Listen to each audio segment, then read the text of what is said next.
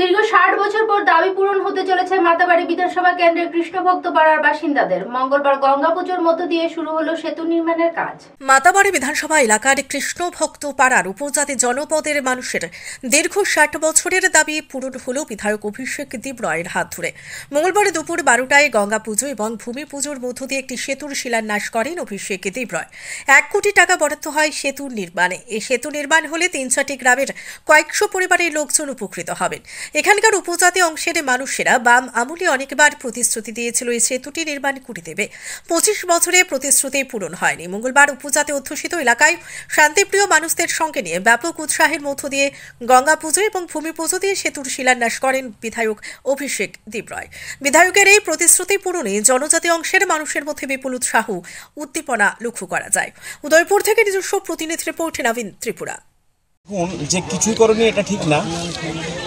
একটা সরকার যখন চলে কিছু না কিছু তো কাজ তো হয়। সেন্ট্রাল গভর্নমেন্টের থেকে টাকা আসে। আপনারা জানেন যে ত্রিপুরা রাজ্য সম্পূর্ণ টাকা সেন্ট্রাল গভর্নমেন্ট থেকে আসে। কাজ তো কম বেশি তারা করেছে, কিন্তু আন্তরিকতার অভাব ছিল। যে একটা এমএলএ যার দায়িত্ব যতটুকু থাকা উচিত সেটা ছিল না, যতটুকু করা উচিত সেটা করেনি। কারণ কেন করেনি? আজকে আমরা পিডাব্লিউডি তারা 13 থেকে 15 মাত্র 10 কিলোমিটার রাস্তা করতে পেরেছে। তো আমরা কি করে সে জায়গায় প্রায় 100 কিলোমিটার করলাম? তো সেটা সদিচ্ছা আছে এবং আমাদের ডবল ইঞ্জিনের সরকার চলছে। এবং আমরা যখন যাই বিভিন্ন এলাকাতে আমি জিজ্ঞেস করি গিয়ে আগে এমএলএরা আসতো কিনা। মালসাধুর কথা যেখানে বলেছি, মাধবসা সেখানে একদিনও যায়নি। আজকে কৃষ্ণভক্ত কতবার এসে তারা বলতে পারে।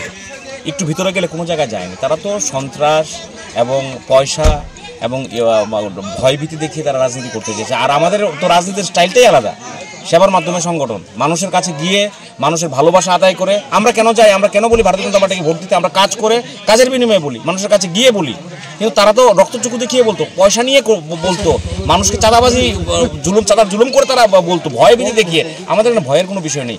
আমাদের একমাত্র এজেন্ডা ডেভেলপমেন্ট, ভালোবাসা, সেবার মাধ্যমে সংগঠন। এটাই আমরা বুঝি এবং এটাই করার চেষ্টা করছি।